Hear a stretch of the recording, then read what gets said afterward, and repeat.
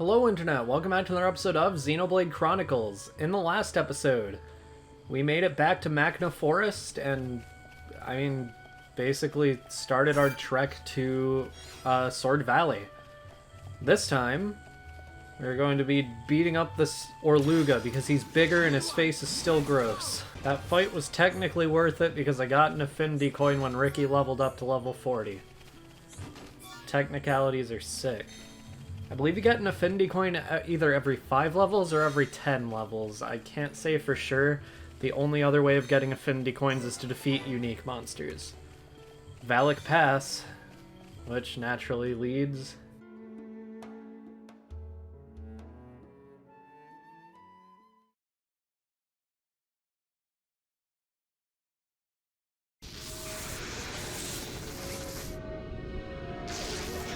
Zanza is not dead. I feel it. Our tragedy unfolds once again. Lady Maynard. Does that mean...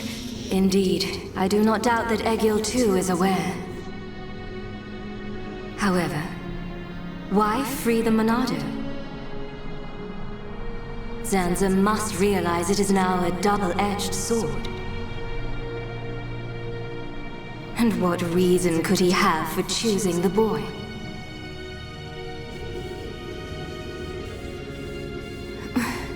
What is this?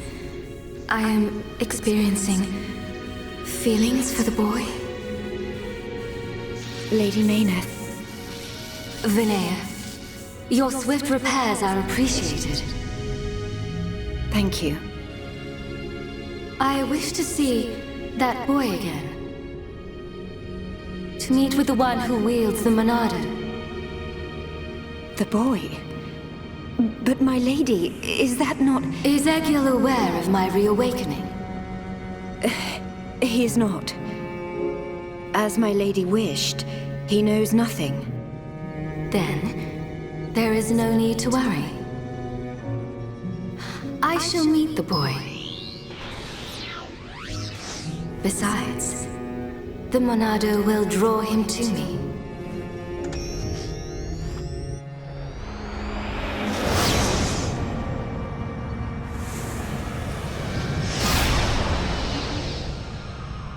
Flying off without me, huh? I know you from somewhere.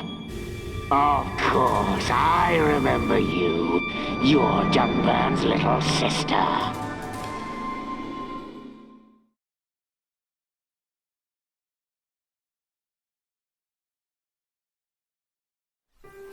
Valak Mountain. It leads to Valak Mountain. I forgot the cutscene was there, so I was holding to say it for so long.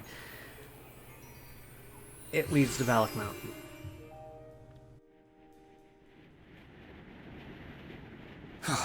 I could go for a hot cup of Dixon's home brew right about now. We're not built for this cold. It is to be expected. This climate is as different to your home as it gets. It only snows this high up on the Bionis. Ricky hate cold. This can't be nice for Ricky. He's from Magna. A little further down is Sword Valley, right? Yes, but before then I must show you something. Me? You, Shulk. Do you not see? That tall formation that looks like a tower? Ruins, to be precise. Ricky see it? Bigger than Big Tree in Village. We can rest there. I'll explain everything then.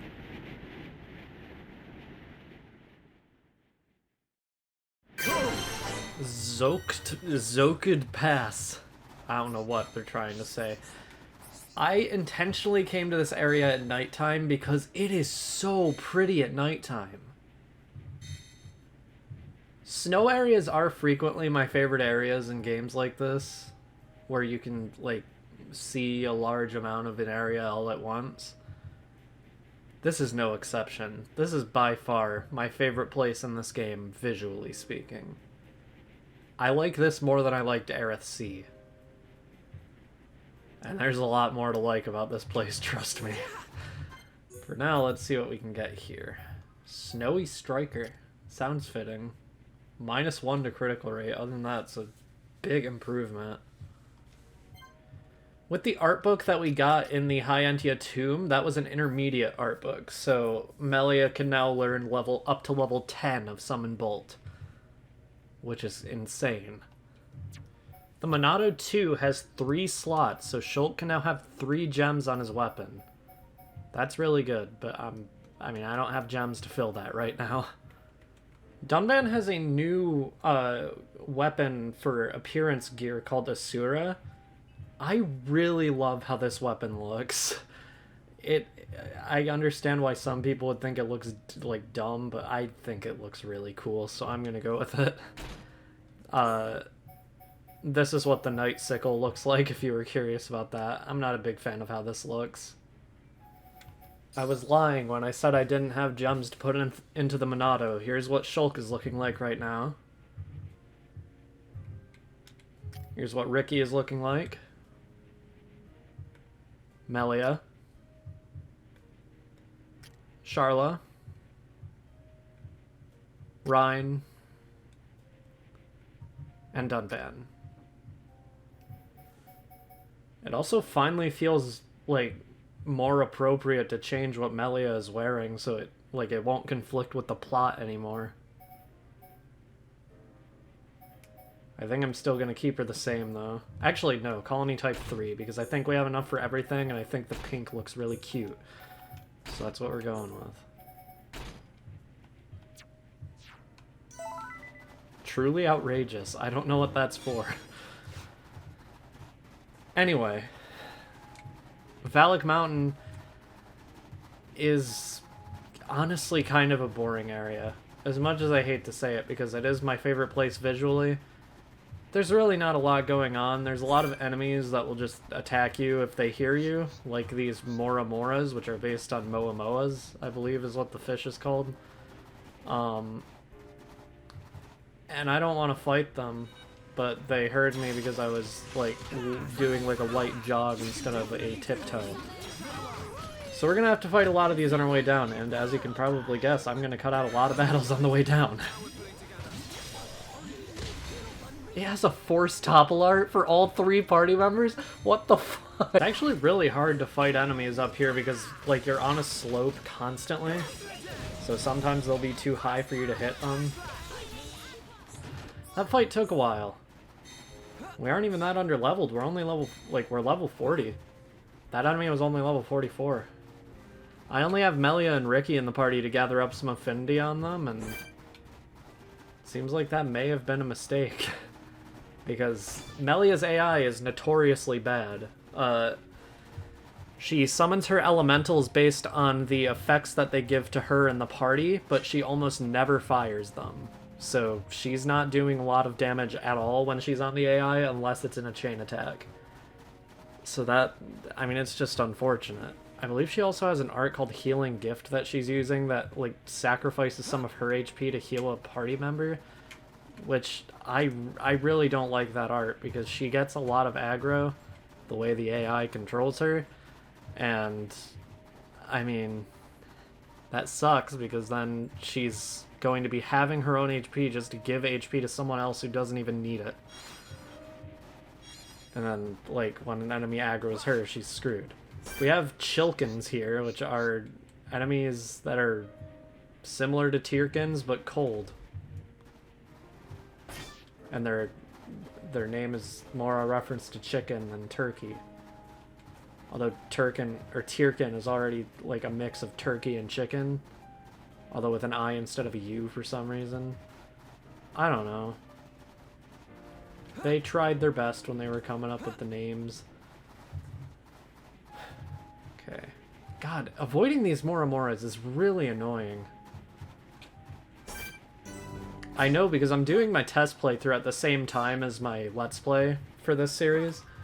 Just because that way everything is fresh in my mind, because, I'm not doing a ton of research for this, I'm not 100%ing it, so I'm, I can afford to do it that way.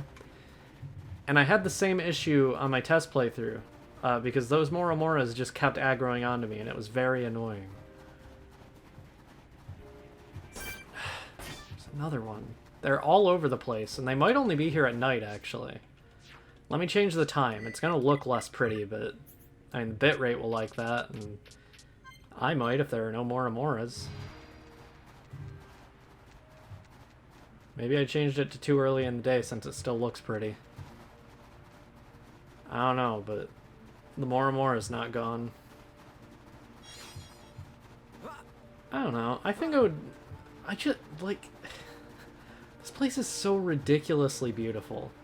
I'm gonna jump down here and probably die. Yep. I think I survived that in my test playthrough, but my test playthrough is on New Game Plus, so I was like level 88. So that... And I think I had fall defense gems. Did it? It just started me all the way back? Are you kidding me? And I have quick step 2 on Schult, keep in mind. I'm going faster than normal. No, it's pretty firmly daytime now, and there's still more Amoras. Also leveled 96 X's. Oh wait, these Moramoras are different. They aren't hostile at all, even if you're moving fast. Okay, so the Moramoras are less annoying during the day. They only lock onto you if you're running at night, so that's helpful. That's extremely helpful. This place is much nicer to traverse during the day, but it looks so nice during the night. How am I meant to decide? Well, for the purposes of this Let's Play, it should be, logically speaking, since we aren't going out of our way to explore during the day, but I miss the pretty lights, and I miss the lighting, and I can gush about Valak Mountain and how it looks forever. Just like how I could have done the same thing for Tantal in my XC2 Let's Play. Xenoblade does snow areas so well all the time, because I feel like they have like this understanding that people don't like snow areas when you have to deal with ice physics constantly. When you have to deal with like having to do like sliding puzzles and you have to figure out how the game's ice physics work. Xenoblade has an understanding that people don't want that. And if you're gonna do ice physics, you have to make them fun. And I mean, I'll talk about that point a little more later, but a lot of games think that, like, I feel like they believe that ice areas are, like, necessary, because everyone is doing them. You gotta have them in your game for it to be complete. No. If you can't make something fun, do not put it in a game, because then nobody's gonna want to play that part. And they're gonna go to that part and they're just gonna groan. Oh, this part, okay. No. Monolith has a firm understanding of what is and is not fun, like 99% of the time. Including ice physics, yes! This is so good. Watch this, watch this.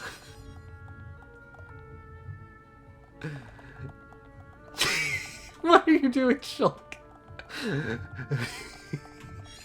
I'm fishing during the slide. We collected 2 ice cabbages. These will be big help in fixing up Colony 6. Oh my god. What the? Why am I flying? Okay, I'm gonna die. Oh my god, okay. So if you jump at the end of that slide, you go to the Antol Den, and then you have to fight that unique monster, and I'm not interested right now. But, yeah. They made ice physics very fun. Here's the Nopon Camp. We have a second shop here.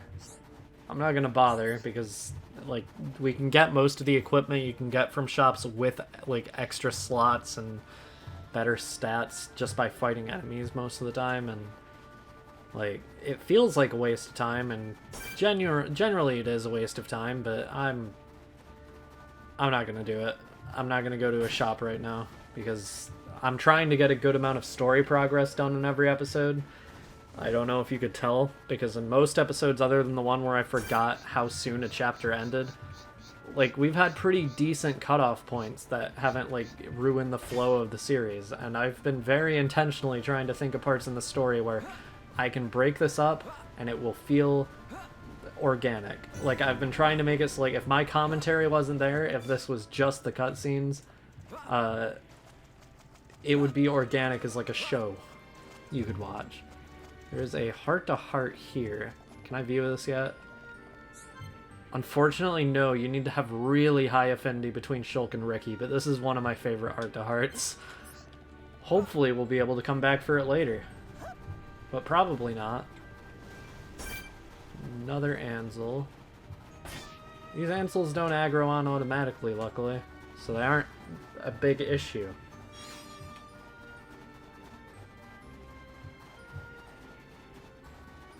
Oh my god, even during the day this place is really pretty.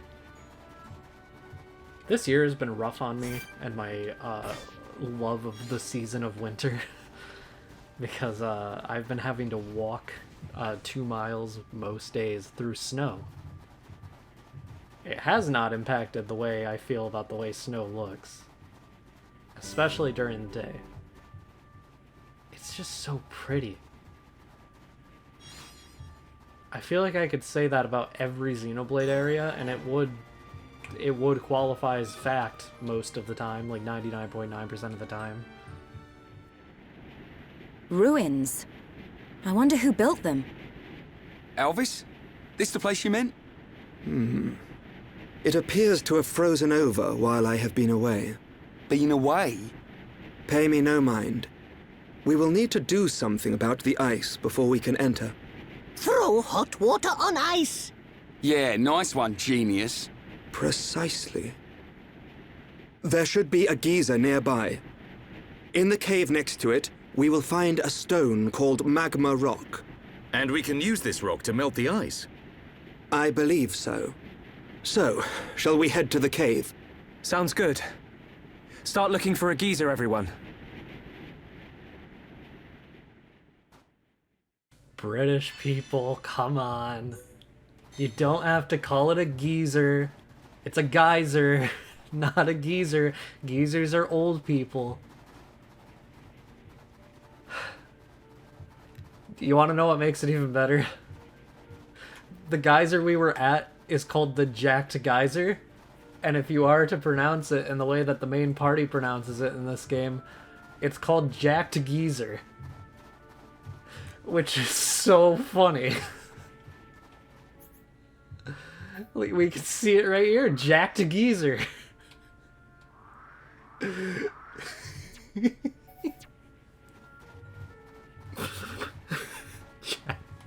It's so funny, and I can't say for sure if they intended it. This game was localized in England, at Nintendo of Europe. So, like, everything is based on Europe. Like, the fact that the Collectopedia is pronounced or spelled Collecta, and then pedia is spelled Paedia, which I hate, but like most things that have like PE in Europe are spelled PAE when it's pronounced as P. But I don't. Jacked Geyser. That has to be intentional, right? Because that has to be a localization change. There's no way that was what it was called in Japan. I mean, I guess it could have been what it was called in Japan, but I don't know. Jacked Geyser. I think I might just keep talking about this for the rest of the episode. I'm gonna need to change my party around for this, because we were coming up on a genuinely difficult part of the area. I'm gonna have Shulk, Ryan, and Dunban, because this is a party that can very easily just spam topple if need be, because once we get a chain attack, Shulk can break, and then Ryan and Dunban can both topple. Shulk can also daze, and then outside of the chain attack, if they haven't already used Wild Down and Steel Strike outside of a chain attack, they can just use it again, and durations for topple and daze, etc, etc, etc, stack. So if Shulk were to have a topple art, we could get a triple topple, which would last, I mean, 3 times as long.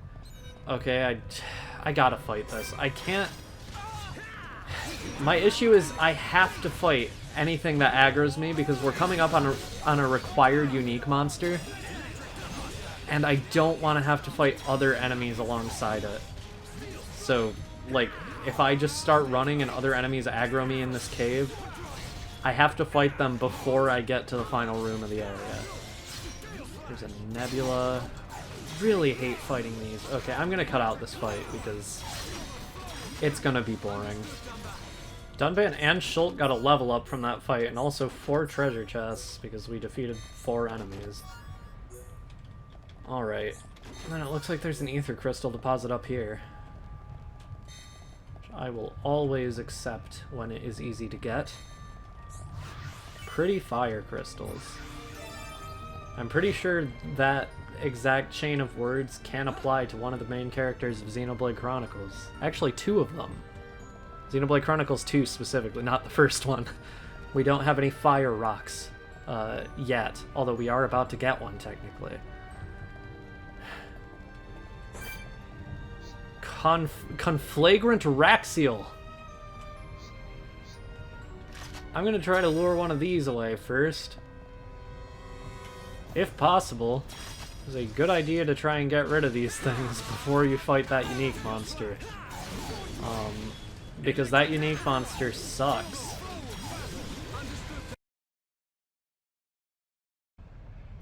New plan this time. Deal with the fact that this fight is gonna suck. We have 2 unique monsters in this room, contrary to what I believed. We have Moonlight Paimon as well as Conflagrant Raxial, so... Uh-oh. This is a required fight. Unfortunately, since we have Dunban, he is inevitably going to be using his auras. We need to get them away from that lava. Oh, I just run right back to it. Okay. Maybe I can lure this thing away from the lava. I'm just gonna order everyone to come to me, and then hopefully it will follow. Yep. Okay. Now we can focus attacks. We just need to keep everyone away from the lava so nobody walks into it. Physical defense. Okay, we got a chain attack. That's good. This is a good start. And also, Dunban hasn't used Peerless or Serene Heart. Or why do I have 3 auras on Dunban? You should only ever have 1 aura on Dunban. I'll use Worldly Slash.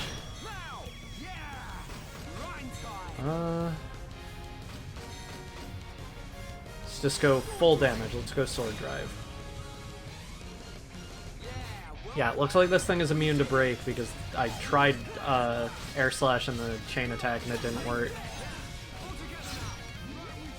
We've almost won, and Dunban hasn't used an aura to attract any of the ether enemies. Yeah, we just won without Dunban attracting any of the ether enemies somehow. That's great. That's sick. Snow Trunks and Amethyst Armor. Alright. Wait, that was a unique monster. Why didn't it drop a gold chest? I thought they were always supposed to drop gold chests. I guess not. Okay. Well. Can head back to the Herict Chapel now. And use the Magma Rock. Pretty sure that's an item for Pokemon Diamond and Pearl.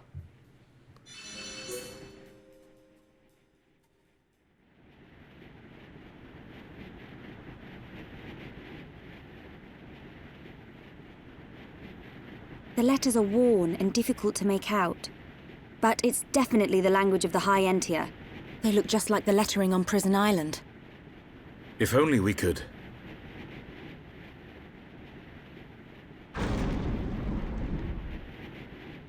just walk inside.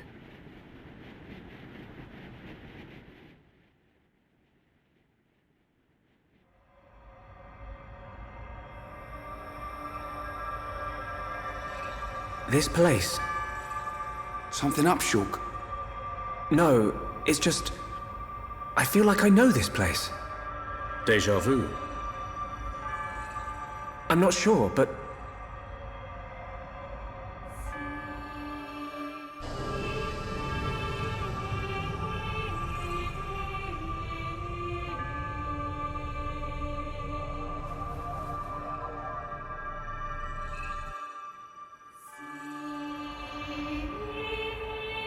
I thought I had it.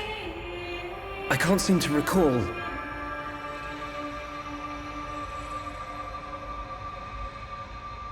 Are you all right? What? Must be tired. Don't worry. This is Osse Tower. Built by the High Entia to house and protect the Monado. The ceremony of seers was conducted here. It is also where the Homs found the Monado. Wait, you mean...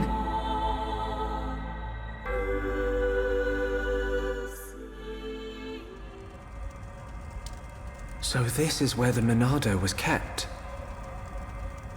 My dad took it from here. Have you always been able to see the future? You told me you were from a long line of seers. Did you have the ability from birth? Once, I too came into contact with the Monado. Those that are to be seers must touch the Monado, and a chosen few receive our power. That is the ceremony of my family. And the ceremony was held right here.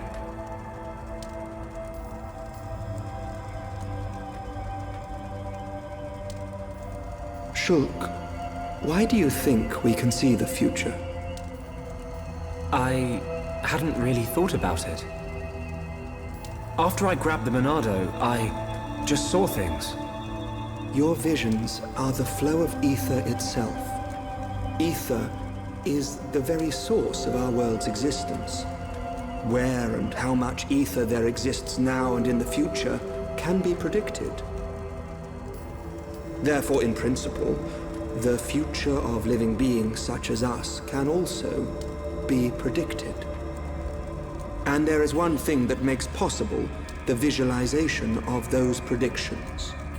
You mean... the Monado? The Monado can disrupt the ether, allowing you to release certain powers, which means... My visions, under the same principle, are there to disrupt the future. With no one to control the outcome, the future will never change. But what if someone were to disrupt the future? What then? The future would be changed. Is that how Zanza planned to defeat the Mechonis? But why go to such lengths? What happened all those years ago? Did you think it was just a myth? I used to only believe in what I could see. My home, my friends, the Monado itself. I knew those things were real. But when you took the Monado in your hand, you gained the ability to see that which was not meant to be seen. Are you saying I should stop? You are a fluctuation. As a fluctuation, you exist outside the results of your predictions. The more you accept this existence, the more malleable the world becomes.